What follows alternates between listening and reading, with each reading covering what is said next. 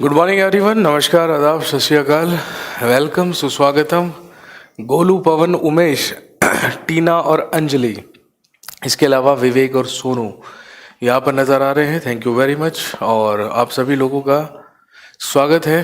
Please जल्दी जल्दी से आ जाइए सारे के सारे लोग, उसके बाद स्टार्ट करते हैं। जी मैं बिल्कुल अच्छा हूँ, आप भी आई होप कि सारे के सारे लोग एकदम मज़े में होंगे। Welcome, very good morning to all of you. आ जाइए फटाफट से जल्दी लाइव। हाँ जी, जल्दी से बता दीजिए कहाँ तक पहुँच गए थे, कहाँ तक पढ़ लिया था। खुशबू, अजय, चंदन, ज्योति, मुंज, गौरव, तासीम, अखिलेश, निशी, मनीष, आकाश, रोहन, ये सारे के सारे लोग मुझे यहाँ पर नज़र आ रहे हैं। अविनाश, अभिषेक, गुड मॉर्निंग भाई, good morning to all of you. जल्दी से बताइए कि हम कहाँ तक पहुँच गए हैं, उसके बाद शुरू करते हैं।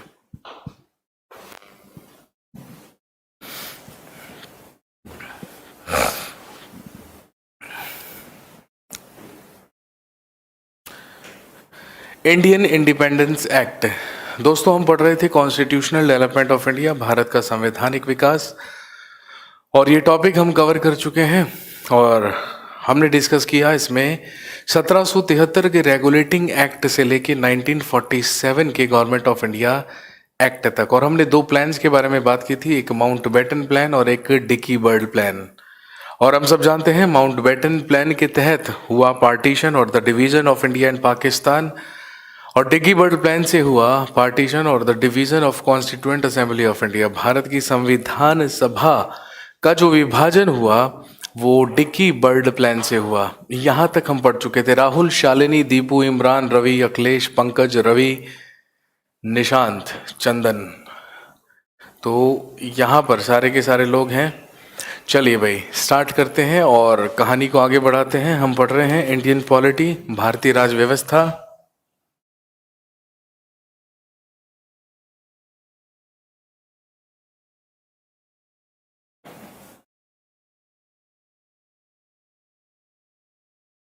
इंडियन पॉलिटी या भारतीय राज व्यवस्था।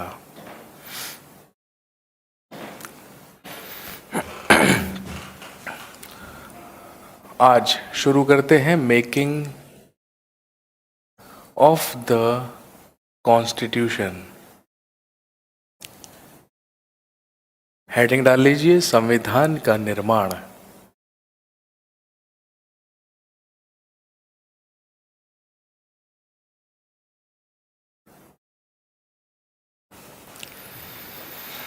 मेकिंग ऑफ द कॉन्स्टिट्यूशन या संविधान का निर्माण।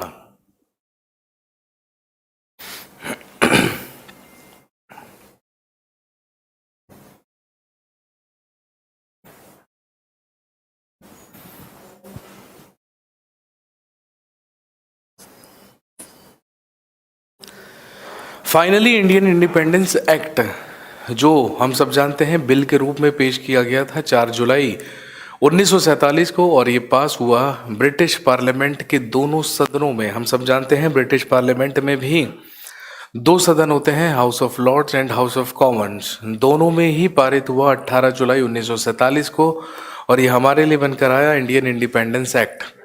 इसी के तहत भारत को आज़ादी मिली 1947 15 अगस्त को, यह हम सब जानते हैं। इसके बाद दोस्तों ध्यान रखेंगे, संविधान सभा की अगली बैठक बुलाई गई, लिख लीजिए next meeting of constituent assembly.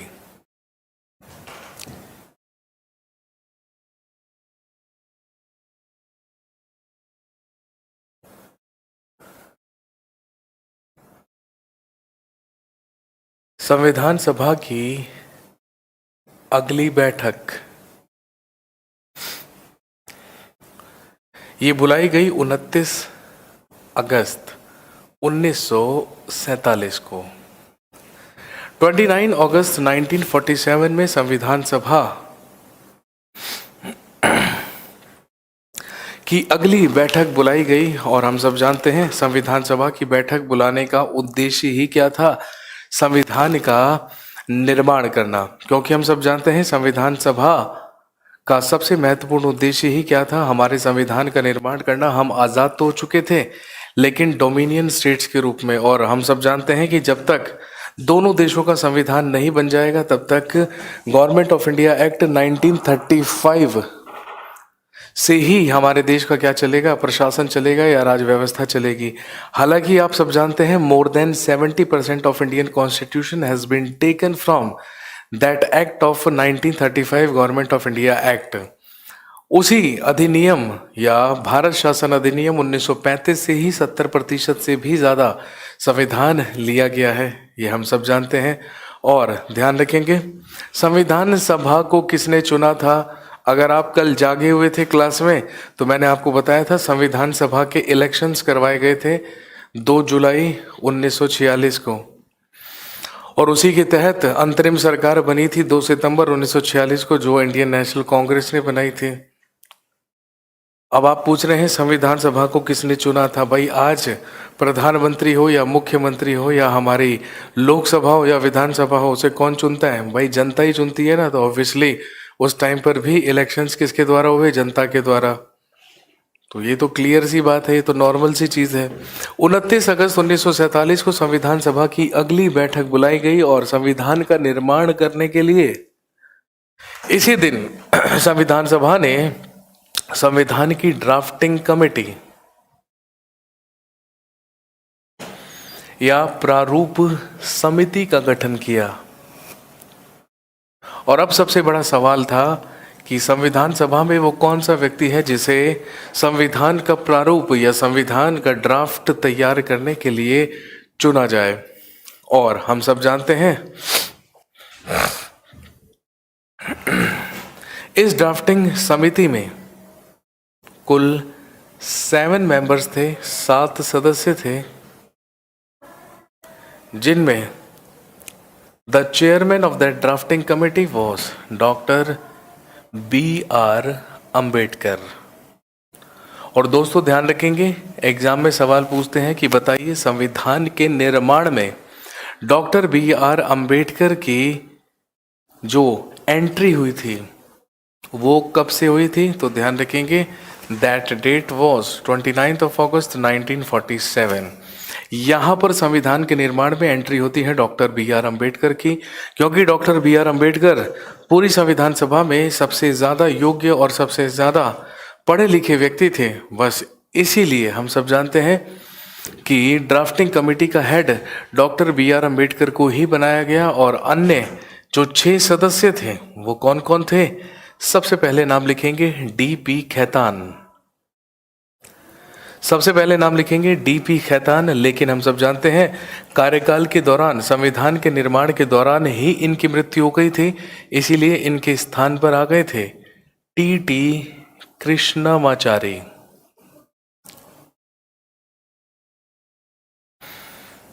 दूसरे व्यक्ति लिखेंगे B.L. मित्रा या B.L. मित्र।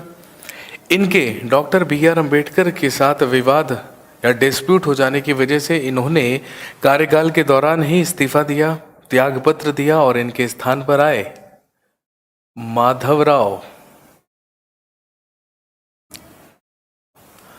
इसके बाद K.M. Munshi. Next Mohammad Saadulla. Next Gopalaswami Ayyangar. और नेक्स्ट लिखेंगे कृष्ण स्वामी अय्यर।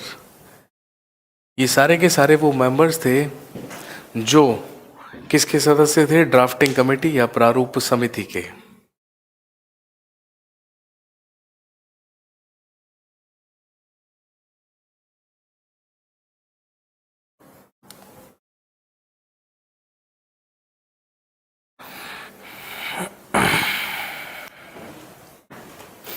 नोट कर लीजिए फटाफट से।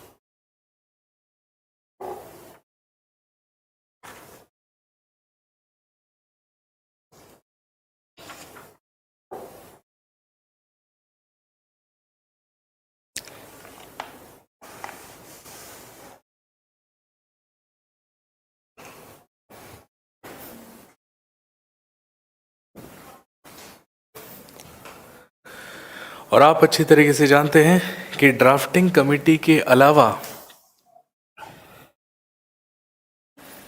और भी कई सारी कमिटीज और भी कई सारी समितियां बनाई गई थी जिनका गठन किया गया था संविधान के निर्माण के दौरान। तो उन समितियों के बारे में लिख सकते हैं। चलिए लिख लीजिएगा।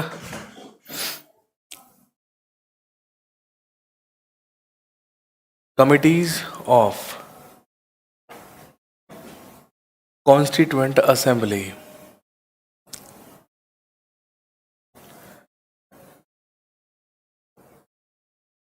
संविधान सभा की समितियां।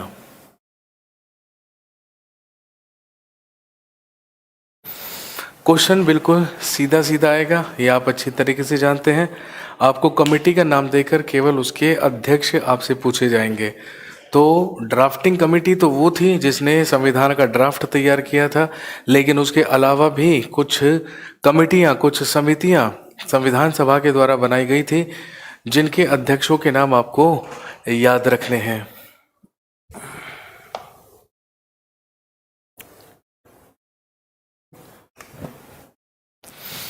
चलिए सबसे पहले लिखिए संघ संविधान समिति। सबसे पहले लिखिए संघ संविधान समिति, या जो इंग्लिश में लिख रहे हैं डेफिनेट सी बात है उसको इजीली क्या कर सकते हैं, ट्रांसलेट कर सकते हैं। संघ का मतलब यूनियन होता है, तो लिख लीजिएगा यूनियन कॉन्स्टिट्यूशन कमेटी। इसके अध्यक्ष थे पंडित जवाहरलाल नेहरू।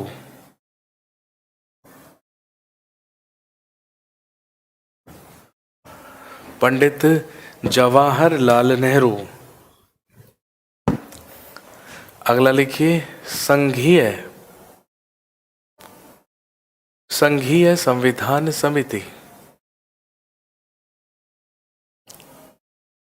दूसरी लिखेंगे संघीय संविधान समिति। एक चीज गलत हो गई है, यहां पे संविधान की जगह लिखेंगे शक्ति। इसको चेंज कर लीजिएगा, ये गलती से लिखा गया है। एक नंबर पर है संघ शक्ति समिति या यूनियन पावर कमेटी, और दूसरा है यूनिटरी कॉन्स्टिट्यूशन कमेटी या संघीय संविधान समिति, और इसके अध्यक्ष भी थे पंडित जवाहरलाल नेहरू। वो गलती से मैंने ऊपर भी संविधान लिख दिया था। एक है संघ शक्ति समिति और एक है संघीय संविधान समिति। अगले लिखेंगे प्रांतीय संविधान समिति।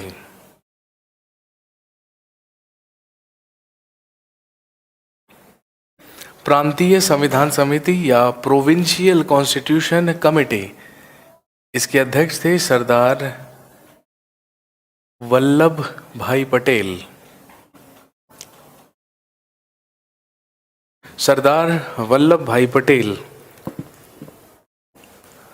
नेक्स्ट ड्राफ्टिंग कमेटी या प्रारूप समिति, अभी अभी हमने लिखा है और हम सब जानते हैं प्रारूप समिति के अध्यक्ष डॉक्टर B.R. अंबेडकर।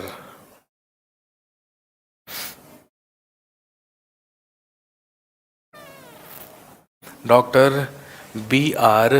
अंबेडकर।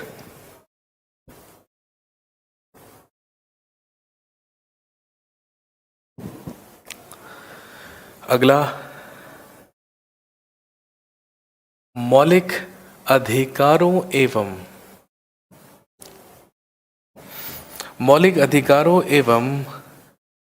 अल्पसंख्यक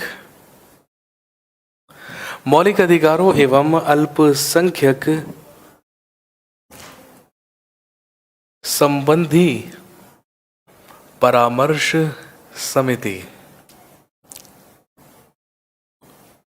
फंडामेंटल राइट्स एंड माइनॉरिटीज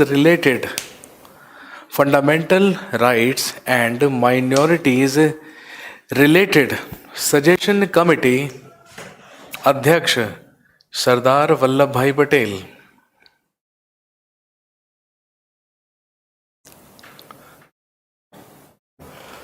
इसके बाद अगली कमेटी लिखिए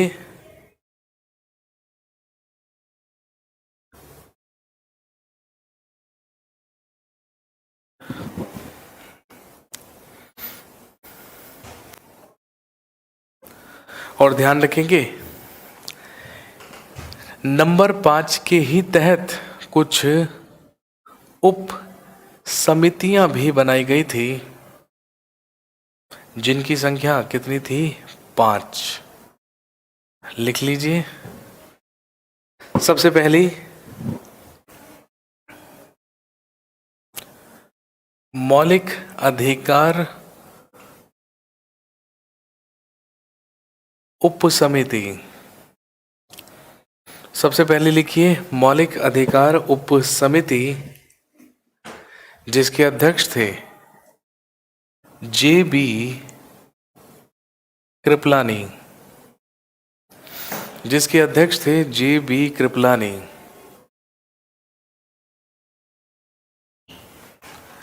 इसके बाद दूसरी उप समिति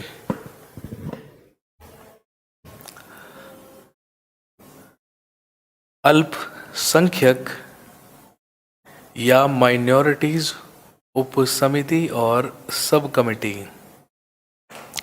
दूसरी लिखेंगे अल्पसंख्यक उप समिति, जिसके अध्यक्ष हुए HC मुखर्जी या हरीश चंद्र मुखर्जी।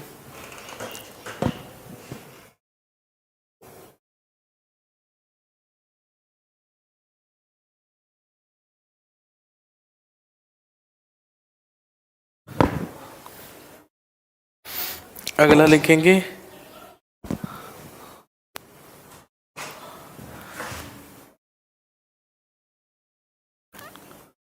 उत्तर पूर्व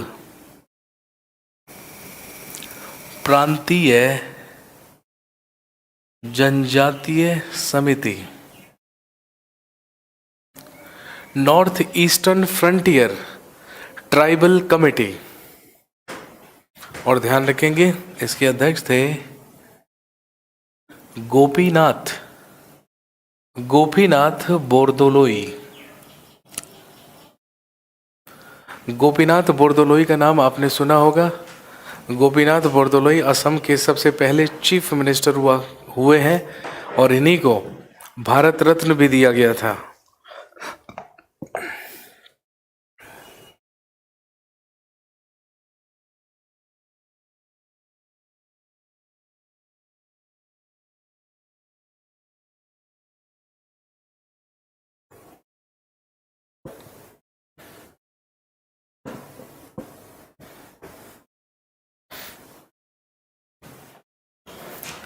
एक होता है इसमें सिंचित क्षेत्र को छोड़कर उप समिति। इसमें सिंचित क्षेत्र को छोड़कर उप समिति जो बनाए गए AV ठक्कर और 5वीं उपसमिति वो उत्तर पूर्व है, ये लिख लीजिएगा उत्तर पश्चिम प्रांत उप समिति।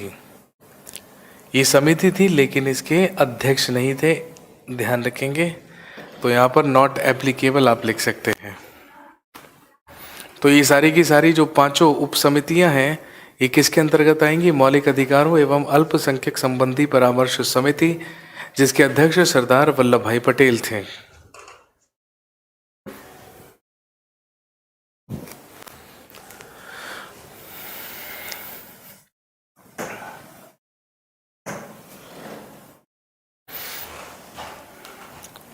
अगले लिखिए प्रक्रिया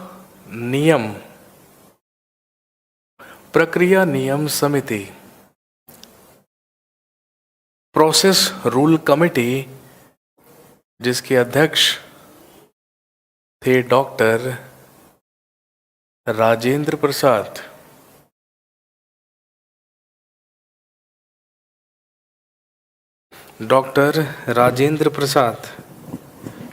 next committee for the states या राज्यों के लिए राज्यों के लिए समिति,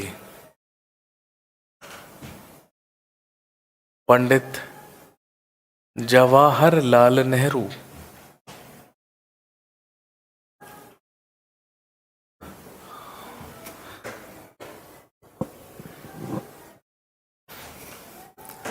और एक लिख लीजिए संचालन समिति, जिसके हेड भी कौन हुए? डॉक्टर राजेंद्र प्रसाद। ये वो 8 बड़ी कमिटियां थी जो संविधान सभा के द्वारा बनाई गई थी।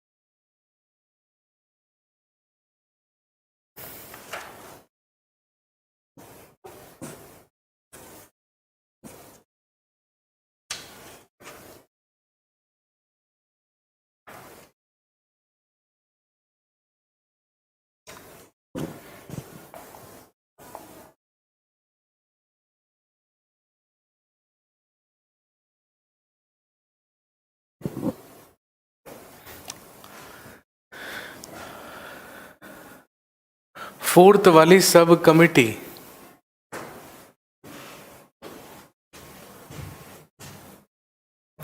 सिंचित क्षेत्र, मेरे भाई, जो इरिगेशनल एरिया होता है उसी को सिंचित क्षेत्र बोलते हैं।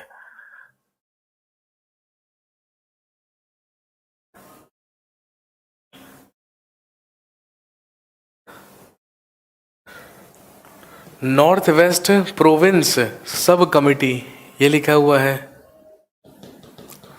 ये वो 8 बड़ी कमिटियां, देखिए संविधान सभा में 8 बड़ी कमिटियां बनी थी और उसके अंतर्गत कई सारी छोटी कमिटियां बनी थी। तो ये वो मेन कमिटीज हैं जो 8 बड़ी कमिटीज बनाई गई थी संविधान सभा के द्वारा।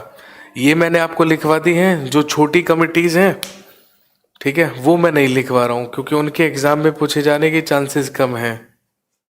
और इसके अलावा जो कॉमन सी चीज़ें होती हैं जो आप बचपन से पढ़ते आ रहे हैं, जैसे झंडा समिति, तो ये सारी चीज़ें मैं नहीं लिखवा रहा हूँ जो कॉमन है। सी को रिपीट कर दीजिए। सी है उत्तर पूर्व प्रांतीय जनजातीय समिति या north east frontier tribal committee, Gopinath Bordoloi.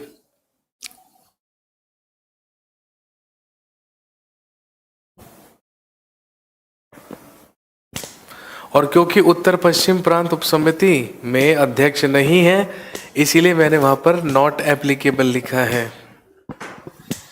फटाफट से नोट करके बताइए, उसके बाद आगे बढ़ते हैं।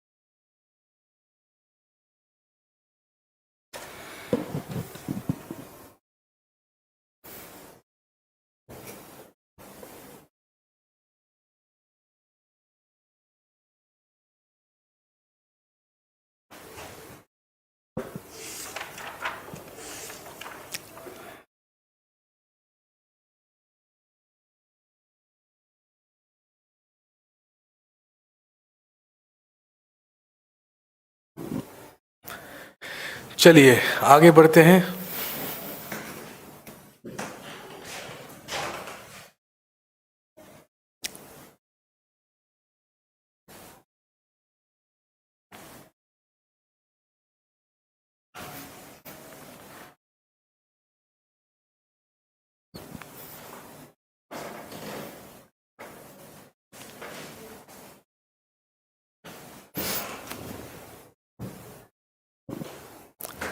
इसके बाद लिखिए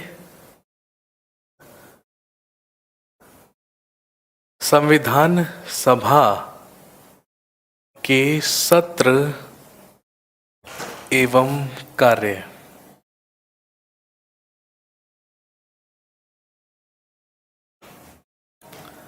सेशंस ऑफ कॉन्स्टिट्यूएंट असेंबली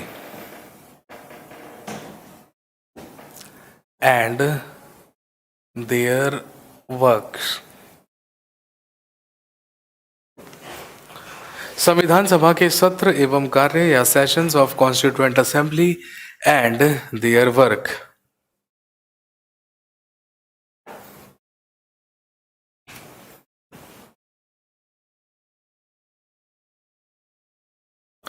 छोटी कमेटी भी समझा दीजिए। अरे मेरे भाई, ठीक है ना, यहाँ पर मैं पूरी की पूरी किताब नहीं लिखूंगा बोर्ड पर। मैंने बताया ना, जो चीज़ें एग्जाम के लिए मायने रखती हैं और इम्पोर्टेंस रखती हैं, यहाँ पर वो चीज़ें कवर करवाई जा रही हैं। ठीक है ना। मुझे ऐसा लगा कि ये जो 8 बड़ी समितियां हैं ये इम्पोर्टेंट हो सकती हैं एग्जाम के लिए, तो मैंने आपको बता दिया। ना तो सारी की सारी आपको याद होने वाली, ठीक है ना, और ना ही उनकी इम्पोर्टेंस है। तो इसीलिए जो इम्पोर्टेंट चीज़ है एग्जाम के लिए वो यहाँ पर करवाई जा रही है।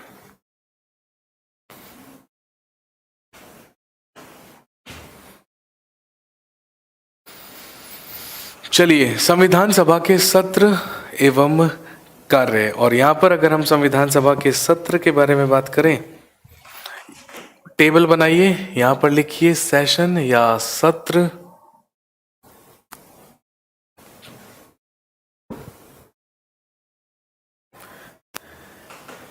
यहाँ पर लिखिए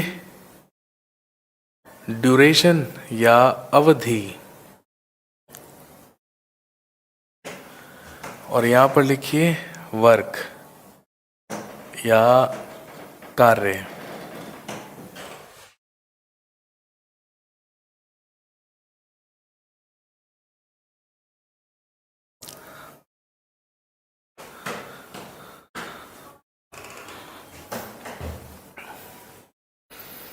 चलिए लिखेंगे सबसे पहले फर्स्ट सेशन या प्रथम सत्र। फर्स्ट सेशन या प्रथम सत्र जो 9 दिसंबर से लेके 23 दिसंबर 1946 तक चला।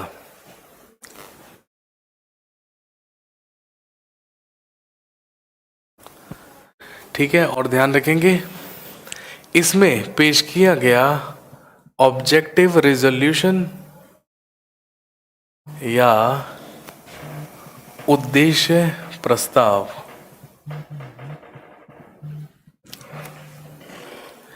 इस सेशन में उद्देश्य प्रस्ताव पेश किया गया। हालांकि कल भी मैंने आपको बताया था, पहली बैठक 9 दिसंबर, दूसरी बैठक 11 दिसंबर, तीसरी बैठक 13 दिसंबर, और उनमें सबसे इम्पोर्टेंट होने वाला काम ही क्या था, हम सब जानते हैं कि पंडित जवाहरलाल नेहरू के द्वारा ऑब्जेक्टिव रेजोल्यूशन या उद्देश्य प्रस्ताव पेश किया गया था।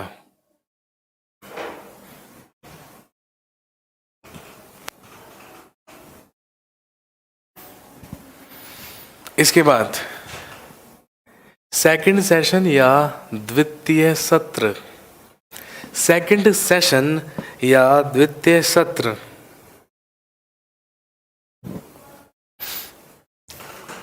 20 से 25 जनवरी 1947। और इसमें क्या हुआ,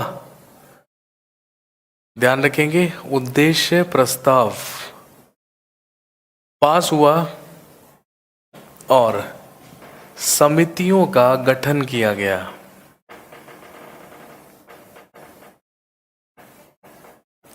ऑब्जेक्टिव रेजोल्यूशन, ऑब्जेक्टिव रेजोल्यूशन या उद्देश्य प्रस्ताव पास हुआ और यहीं पर कमिटीज या समितियों का गठन किया गया।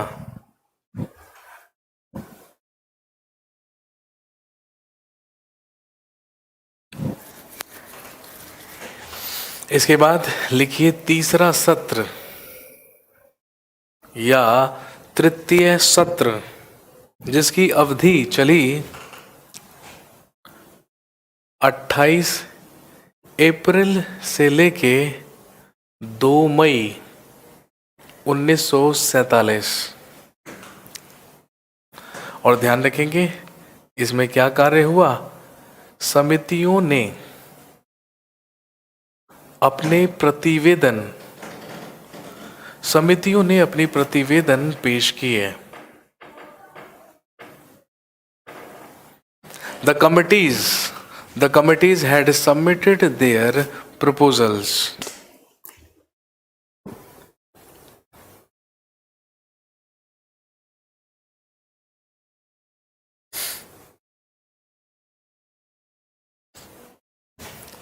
इसके बाद लिखिए फोर्थ सेशन या चौथा सत्र। फोर्थ सेशन या चौथा सत्र जो चला 14 जुलाई से लेके 31 जुलाई 1947। और हम सब जानते हैं इसमें महत्वपूर्ण काम हुआ था। नेशनल फ्लैग एक्सेप्टेड या राष्ट्रध्वज स्वीकार किया गया। तारीख आप सब जानते हैं 22 जुलाई 1947। हमारा राष्ट्रध्वज स्वीकार किया गया 22 जुलाई 1947 को।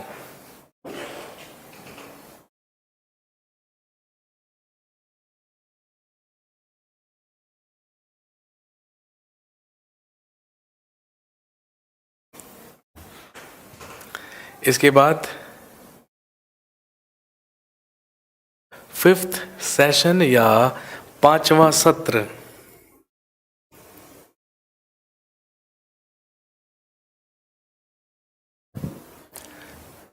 जो चला 14 से 30 अगस्त 1947।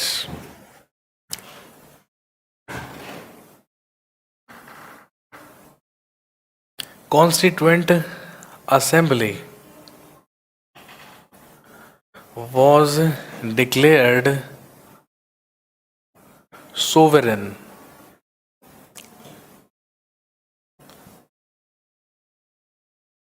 संविधान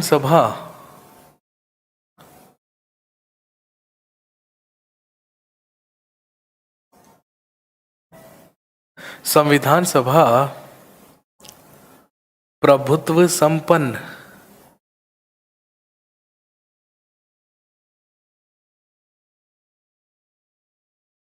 घोषित। संविधान सभा प्रभुत्व संपन्न घोषित।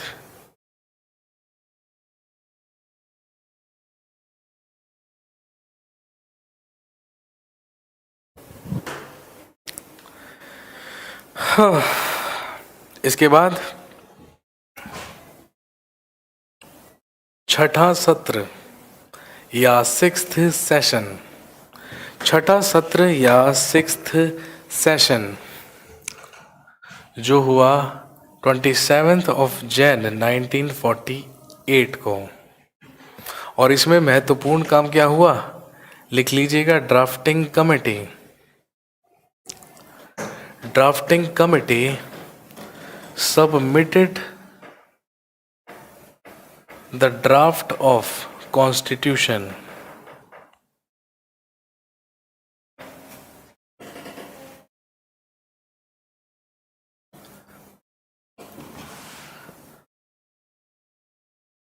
प्रारूप समिति ने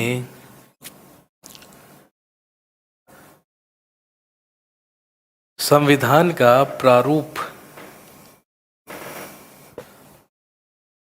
प्रस्तुत किया।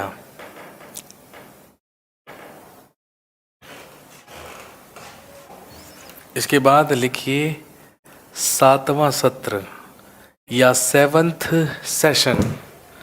7वां सत्र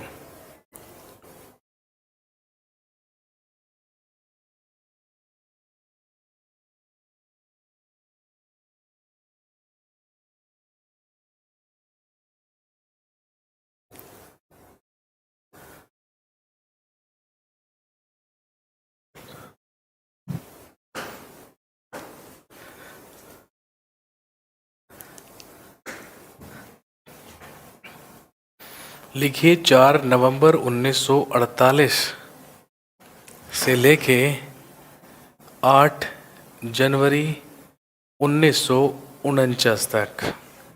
4 नवंबर 1948 से लेके 8 जनवरी 1949 तक हुआ संविधान का प्रथम वाचन, first debate of the constitution.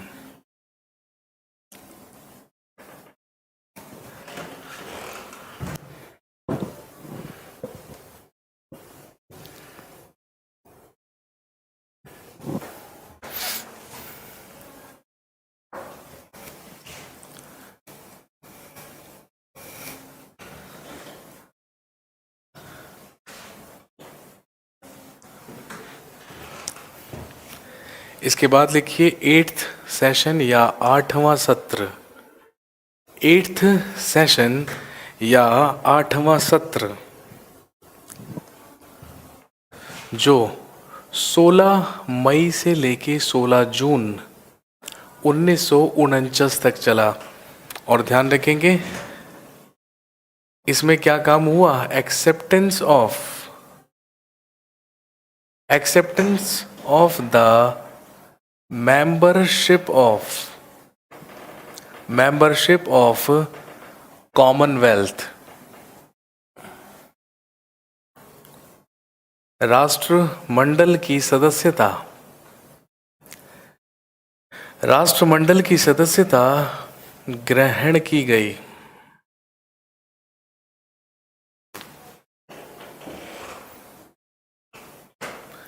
Second session का ड्यूरेशन कौन सा भाई? सेकंड सेशन का ड्यूरेशन निकल गया, अभी तक तो नोट कर लेना चाहिए था।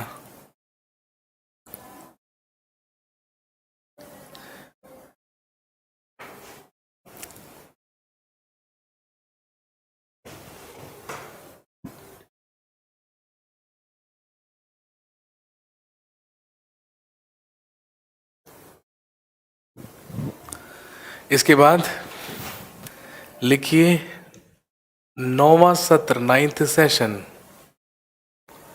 30 जुलाई से लेके 18 सितंबर 1949। और इसमें क्या काम हुआ लिख लीजिएगा, proposal of translation of constitution in Hindi.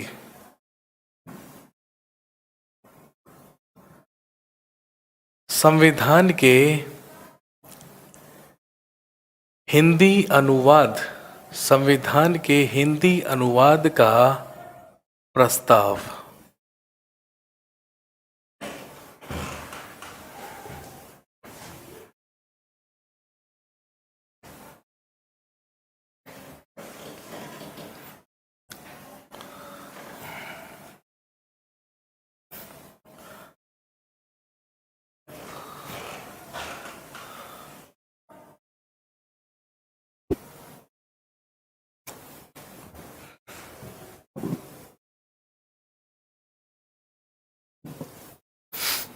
इसके बाद अगला लिखेंगे 10th सेशन या 10वां सत्र। 10th सेशन या 10वां सत्र जो 6 अक्टूबर से 17 अक्टूबर 1949 तक चला, जिसमें हुआ संविधान का द्वितीय वाचन।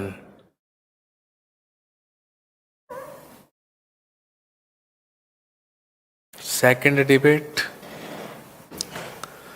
इसके बाद 11वां सत्र 11th सेशन, जिसमें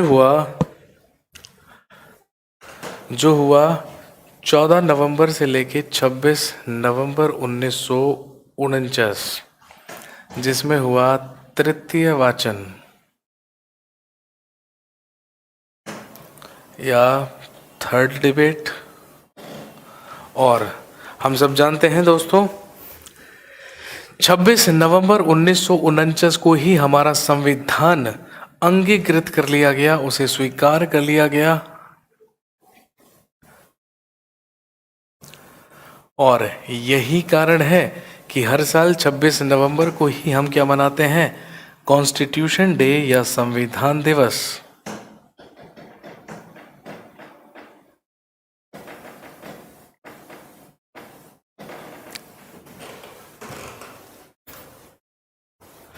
और फाइनली लास्ट 12वां सत्र या 12th सेशन, जो कब हुआ, 24 जनवरी 1950 को। और इसी में हुए सिग्नेचर्स ऑन द कॉन्स्टिट्यूशन या संविधान पर हस्ताक्षर। और ध्यान रखेंगे, अगर गलती से आपसे पूछा जाए कि बताइए भारतीय संविधान पर कितने सदस्यों ने हस्ताक्षर किए हैं, टोटल 284 मेंबर्स। और इस पर सबसे पहले हस्ताक्षर करने वाले व्यक्ति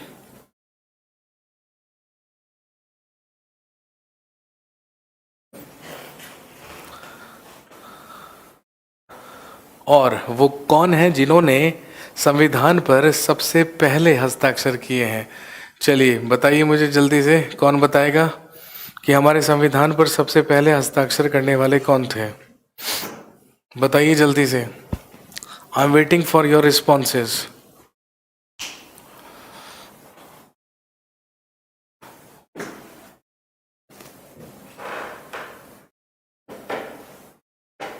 हमारे संविधान पर सबसे पहले हस्ताक्षर करने वाले व्यक्ति कौन थे?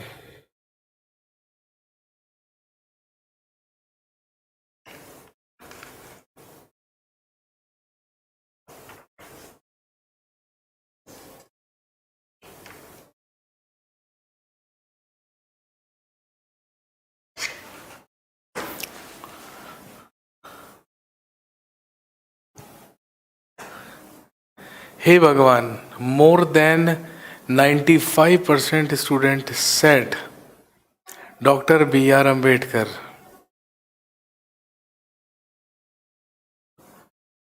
लेकिन एक लौता सही आंसर जो सबसे पहले दिया है वो गौरव ने दिया है। वेरी गुड गौरव। ध्यान रखेंगे, संविधान पर सबसे पहले हस्ताक्षर करने वाले व्यक्ति थे बलवंत राय मेहता।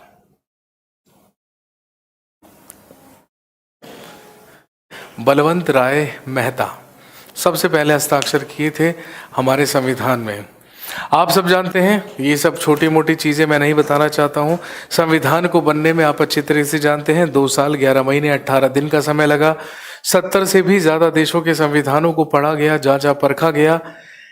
जिन जिन संविधानों से जो जो प्रावधान हमें सही लगे हमने उनको अडॉप्ट कर लिया। आप सब जानते हैं वही क्या बने, भारतीय संविधान के विदेशी स्रोत या foreign sources of Indian constitution. अलग अलग देशों से अलग अलग प्रावधान ले लिए गए और इन 12 सेशंस के बाद 3 वाचन होने के बाद फाइनली 26 नवंबर 1949 को संविधान स्वीकार कर लिया गया, अंगीकृत कर लिया गया। और हम सब जानते हैं इसे लागू कर दिया गया 26 जनवरी 1950 को। लेकिन 26 जनवरी 1950 को ही क्यों, ये हम सब जानते हैं, क्योंकि मैंने आपको बताया था कि 26 जनवरी 1930 में ही सबसे पहली बार कांग्रेस ने पूर्ण स्वराज दिवस मनाया था। और हर साल पूर्ण स्वराज दिवस 26 जनवरी को ही मनाया जाता था। इसीलिए डिसाइड किया गया कि हम अपने संविधान को भी कब से लागू करेंगे, 26 जनवरी 1950 से। सबसे आखिरी सेशन 24 जनवरी 1950 को हुआ और हम सब जानते हैं इसी दिन भारत से गवर्नर जनरल का जो पद था वो समाप्त कर दिया गया। सी राजगोपालाचारी जो भारत के अंतिम गवर्नर जनरल थे वही सेवानिवृत्त किए गए 24 जनवरी 1950 को और संविधान सभा के ही अध्यक्ष डॉक्टर राजेंद्र प्रसाद को घोषित किया गया भारत का सबसे पहला प्रेसिडेंट या सबसे पहला राष्ट्रपति।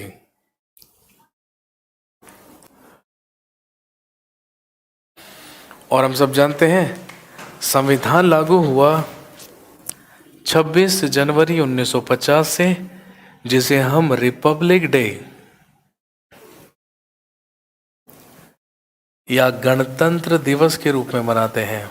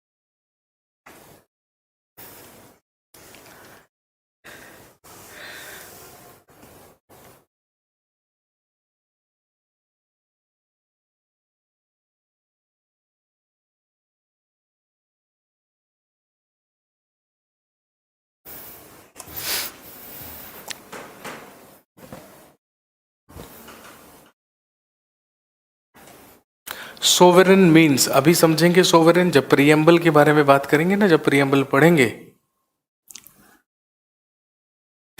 26 नवंबर 1949 से कुछ आर्टिकल को लागू किया गया था। हाँ जी बिल्कुल किया गया था विकास मेरे भाई। 26 नवंबर 1949 से हमारे संविधान के 15 आर्टिकल्स लागू किए गए थे। और ध्यान रखेंगे ये जो 15 आर्टिकल्स थे ये संबंधित थे नागरिकता और निर्वाचन से। जो नागरिकता और निर्वाचन से संबंधित आर्टिकल्स थे 15 आर्टिकल्स, उन्हें 26 नवंबर 1949 से ही लागू कर दिया गया था और शेष संविधान को, पूरे संविधान को 26 जनवरी 1950 से लागू किया गया। चलिए आई होप ये आपने नोट कर लिया होगा।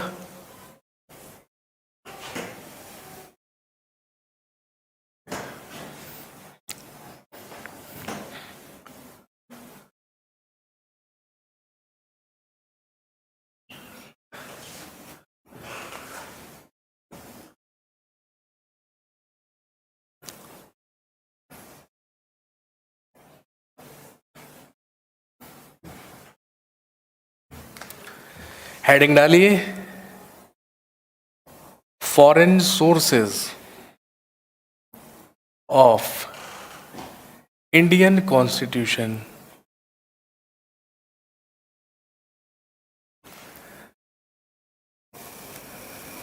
भारतीय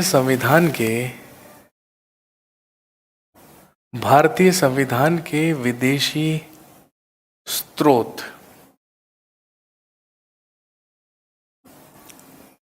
foreign sources of Indian constitution या भारतीय संविधान के विदेशी स्रोत। सर 284 मेंबर्स में फीमेल थी कोई? हाँ मेरे भाई 284 लोगों ने हस्ताक्षर किए थे, जिसमें से महिलाओं की संख्या 10 थी। 10 महिलाओं ने भी हस्ताक्षर किए थे भारत के संविधान पर।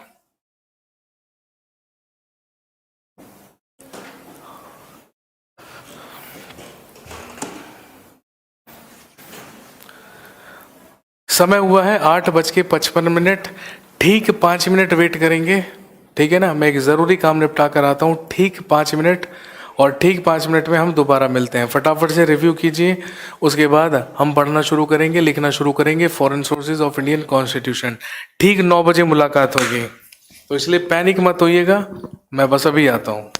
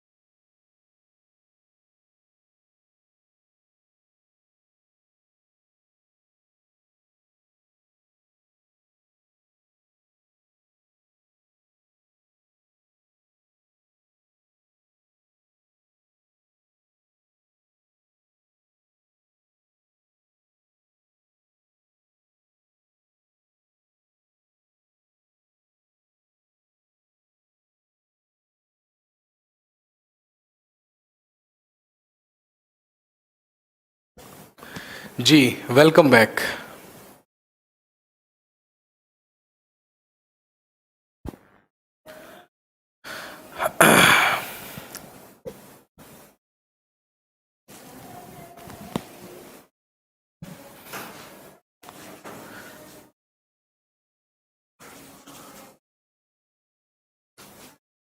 मैं आर्मी में हूँ, मेरा एक दोस्त बॉर्डर लाइन पर है। ओके, वो बैच ज्वाइन करना चाहता है। क्या अभी रजिस्ट्रेशन हो सकता है मेरे भाई? बिल्कुल हो सकता है, वो चाहे बॉर्डर पे हो या बॉर्डर के पार हो। यहाँ पर तो करियर विल पर तो वो भी स्टूडेंट्स हैं जो पाकिस्तान में भी बैच को परचेज करके पढ़ते हैं। मेरे पास काफ़ी सारे स्टूडेंट्स के फ़ोन्स मैसेजेस आ चुके हैं, पाकिस्तान से भी, बांग्लादेश से भी, इवन अफ़गानिस्तान से भी, जर्मनी से भी, कनाडा से भी। आप सब जानते हैं भारतीय तो पूरे के पूरे विश्व में फैले हुए हैं और सब जगह पर लोग फॉलो करते हैं, ऑनलाइन पढ़ते हैं, तो ऐसी कोई प्रॉब्लम नहीं है। तो अगर आपके दोस्त बॉर्डर लाइन की जगह बॉर्डर के पार भी हैं तो भी रजिस्ट्रेशन कर सकते हैं। बस नेट का कनेक्शन होना चाहिए, करियर विल डाउनलोड होना चाहिए और बस उसके बाद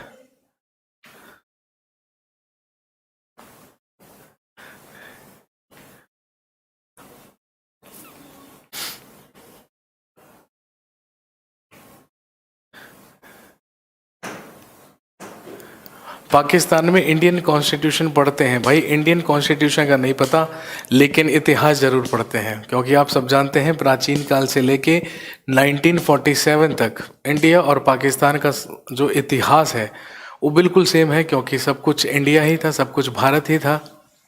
तो इसमें तो कोई भी दो राय नहीं है कि वो लोग पढ़ते हैं, डेफिनेटली पढ़ते हैं। बहुत सारी ऐतिहासिक घटनाएं हैं जो हम कहाँ पर पढ़ेंगे, पाकिस्तान में, अफगानिस्तान में, तो लोग पढ़ते हैं। चलिए जी, कंटिन्यू करते हैं।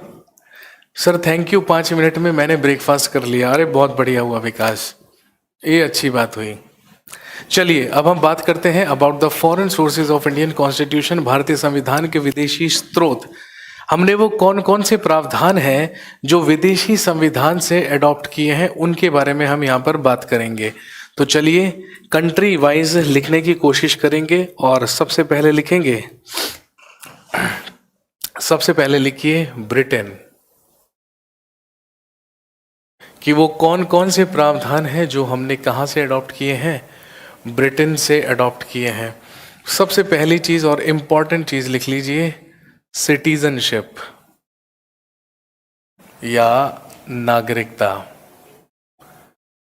हमारे जो सिटीजनशिप या नागरिकता के प्रावधान है वो हमने ब्रिटेन से लिए हैं, और हम सब जानते हैं ब्रिटेन की ही तरह हमारे देश में क्या चलती है, सिंगल सिटीजनशिप या एकल नागरिकता चलती है। सिटीजनशिप क्या होती है, सिटीजनशिप कितने प्रकार की होती है, एकल नागरिकता क्या होती है, और डुअल सिटीजनशिप दोहरी नागरिकता क्या होती है, ये सब चीज़ें हम डिस्कस करेंगे जब हम संविधान का भाग 2 पढ़ेंगे। वाचन का मतलब मेरे भाई, वाचन का मतलब मैंने इंग्लिश में साफ साफ डिबेट लिखा तो था। जो संविधान बनकर तैयार हुआ उस पर बहस भी तो हुई ना संविधान सभा में। वो सारे के सारे जो आर्टिकल्स थे, जो सारे के सारे लॉज थे, वो पढ़े गए ना, उनका वाचन हुआ ना संविधान सभा में, वही है वाचन। इसके बाद दूसरी चीज, पार्लियामेंट्री प्रोविजंस या जो हमारे संसदीय प्रावधान है वो भी हमने कहाँ से लिए हैं, ब्रिटेन से। जिस तरीके से ब्रिटेन में पार्लियामेंट होती है और उसमें डुअल हाउसेस होते हैं, इसी तरीके से बिल्कुल हमारी भी जो संसद है वो द्विसदनीय होती है। वहां पर भी एक अपर हाउस और एक लोअर हाउस होता है, उच्च सदन और निम्न सदन। हमारी संसद में भी 2 हाउसेस होते हैं, एक उच्च सदन और एक निम्न सदन। राज्यसभा को उच्च सदन कहते हैं और लोकसभा को निम्न सदन। Upper house and lower house. Parliament के बारे में हम समझेंगे जब हम भाग 5 संविधान का पढ़ेंगे, तो उसी में हमें ये सारी की सारी चीज़ें समझ में आएंगी। But process wise, step wise ये चीज़ें आपको समझ में आएंगी। आज ही के आज मैं सारी चीज़ें नहीं समझा सकता, धीरे धीरे थोड़ा सा पेशेंस रखिए, सारी की सारी चीज़ें आपको समझा दी जाएंगी। इसके बाद अगली चीज़ जो ब्रिटेन से ली है वो है रूल ऑफ लॉ या विधि का शासन। रूल ऑफ लॉ या विधि का शासन।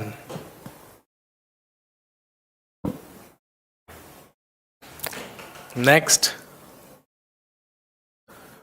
Law making process,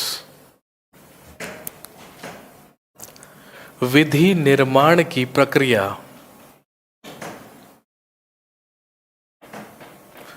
law making process या विधि निर्माण की प्रक्रिया।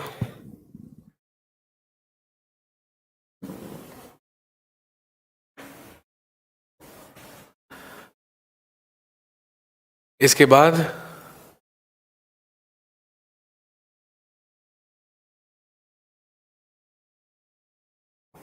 winning the election on the basis of maximum votes। Hindi में लिखेंगे सर्वाधिक मतदान के आधार पर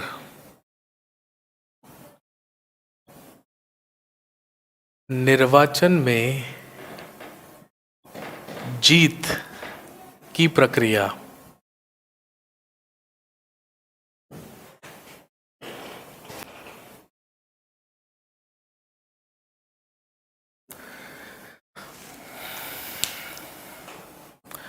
रूल ऑफ लॉ का मतलब मेरे भाई आप तो सब जानते हैं, मैंने पहले ही क्लास में आपको बताया था, a group of laws means the constitution of India. Bharat का संविधान ही क्या है? विधियों का एक समूह। और उन्हीं विधियों से और उन्हीं बने हुए कानूनों से हमारे देश का शासन या राज व्यवस्था चलाई जाती है। तो कहने का मतलब हमारे देश में शासन किसी व्यक्ति विशेष का नहीं चलता है, केवल और केवल कानून का चलता है, जो सारे के सारे कानून किस में लिखित हैं? संविधान में। इसीलिए हमने उसको क्या कहा? रूल ऑफ लॉ या विधि का शासन।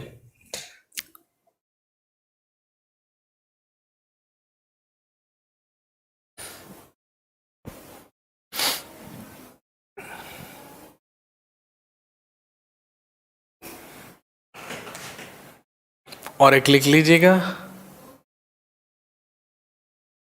पार्लियामेंट्री स्पेशल राइट्स या संसदीय विशेषाधिकार। ये सारे के सारे वो प्रोविजंस हैं, ये सारे की सारी वो प्रक्रियाएं हैं, प्रावधान है जो हमने कहाँ से लिए हैं?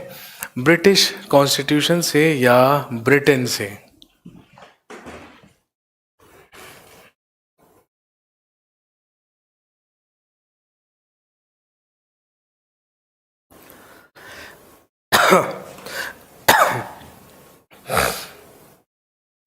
नोट कर लीजिए फटाफट।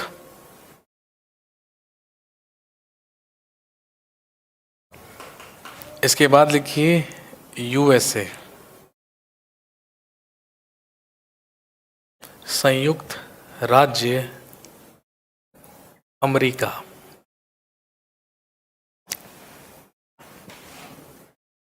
सबसे पहली चीज, द आइडिया ऑफ प्रियम्बल, प्रस्तावना का विचार। प्रियम्बल ऑफ द कॉन्स्टिट्यूशन या प्रस्तावना का जो विचार है वो हमने कहाँ से लिया है? संविधान से।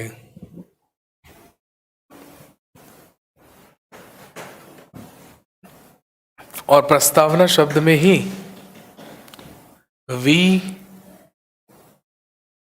द पीपल ऑफ इंडिया या हम भारत के लोग।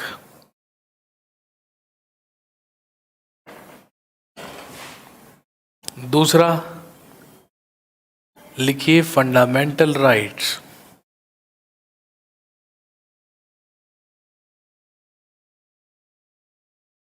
या मौलिक अधिकार।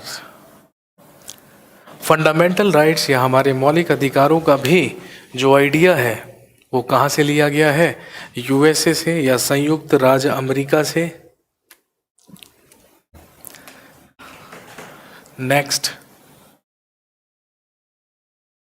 इंडिपेंडेंट जुडिशरी या स्वतंत्र न्यायपालिका।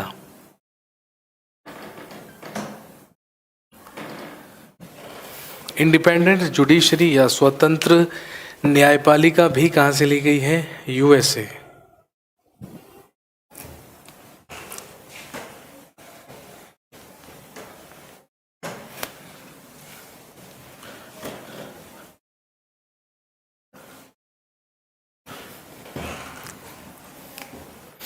नेक्स्ट लिखेंगे जुडिशियल रिव्यू, जिसे हम हिंदी में क्या कहेंगे? न्यायिक पूर्णावलोकन। जुडिशियल रिव्यू या न्यायिक पूर्णावलोकन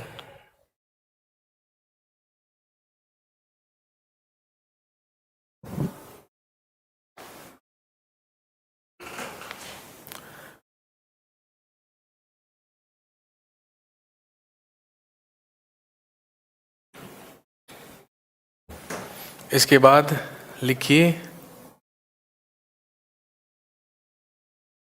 impeachment of the judges of Supreme Court। सर्वोच्च न्यायालय के न्यायाधीशों की, सर्वोच्च न्यायालय के न्यायाधीशों की पद मुक्ति।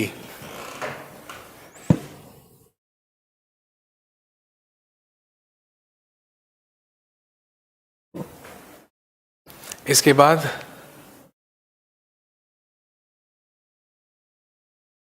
प्रेसिडेंट, राष्ट्रपति का पद हमने लिया कहां से? यूएसए से। इसके बाद election of president,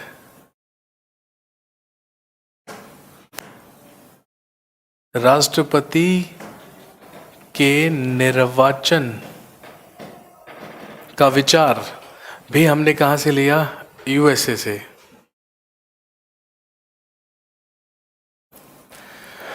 what is impeachment? Bharat के राष्ट्रपति को उसके पद से हटा देने की प्रक्रिया इम्पीचमेंट कहलाती है, और यही सुप्रीम कोर्ट के जजेस के साथ भी किया जाता है। जब पढ़ेंगे सुप्रीम कोर्ट तब बात क्लियर हो जाएगी मेरे भाई।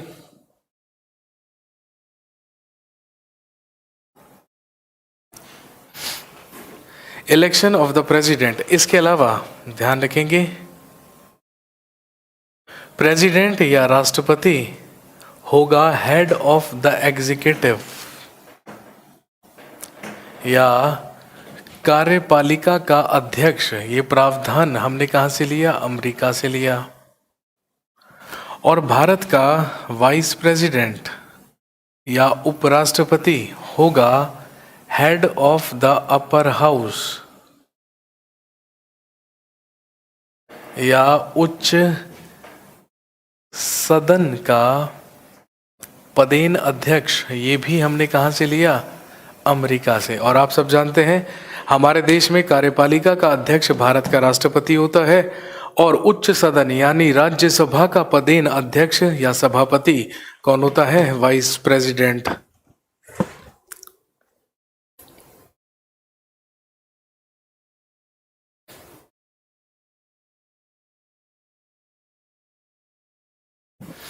और एक लिख लीजिए, फाइनेंशियल इमरजेंसी, वित्तीय आपातकाल। ये वो महत्वपूर्ण प्रावधान है जो हमने यूएसए या अमेरिका से लिए हैं।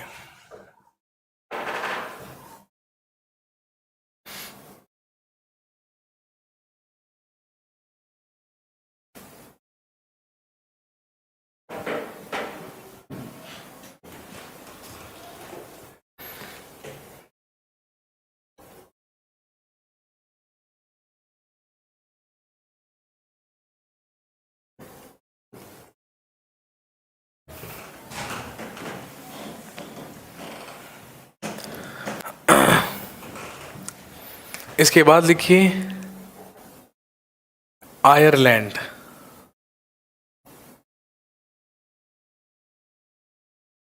इसके बाद लिखेंगे आयरलैंड। यहां से लिए गए हैं directive principles of state policy.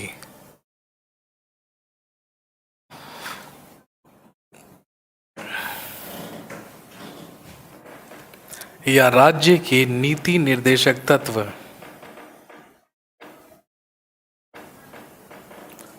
राज्य के नीति निर्देशक तत्व DPSP। Next, election process of president. राष्ट्रपति के निर्वाचन की प्रक्रिया। राष्ट्रपति निर्वाचित होगा या उसके लिए निर्वाचन होगा, ये प्रावधान हमने यूएसए से लिया है, लेकिन वो निर्वाचन प्रोसेस क्या होगा, इलेक्शन प्रोसेस क्या होगा, that has been taken from Ireland. इसके अलावा nomination of 12 members in Rajya Sabha by the president.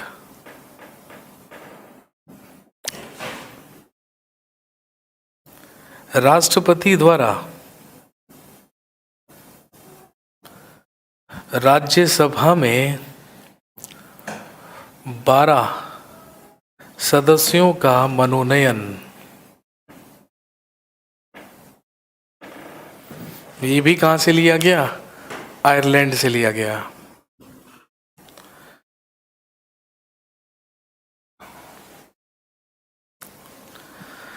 और इन तीनों को लिखने के बाद लिख लीजिएगा awards and honours given by the president. राष्ट्रपति द्वारा दिए जाने वाले पुरस्कार एवं सम्मान। ये प्रोविजन भी हमने कहाँ से लिया है, आयरिश कॉन्स्टिट्यूशन या आयरलैंड के संविधान से। तो हमने 3 देशों के बारे में बात कर ली है, ब्रिटेन, यूएसए और आयरलैंड। कहानी को यहीं पर रोक दीजिए, कल मुलाकात होगी दोबारा से और कल हम ये फॉरेन सोर्सेज कंप्लीट करेंगे और फॉरेन सोर्सेज कंप्लीट करने के बाद फिर हम बात करेंगे about the features of the constitution, संविधान के जो फीचर्स हैं, और उसके अलावा हम बात करेंगे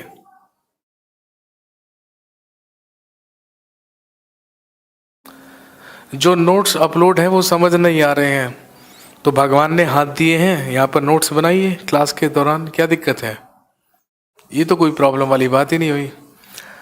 और फीचर्स ऑफ द कॉन्स्टिट्यूशन, और उसके बाद हम आगे बढ़ चलेंगे प्रीएम्बल, और प्रीएम्बल को समझने के बाद बस फिर हमें पढ़ना है भारत का संविधान, कॉन्स्टिट्यूशन ऑफ इंडिया। चलिए दोस्तों, thank you very much, have a nice day. कल दोबारा से मुलाकात होगी और कहानी को आगे बढ़ाएंगे। शुक्रिया, बहुत बहुत धन्यवाद।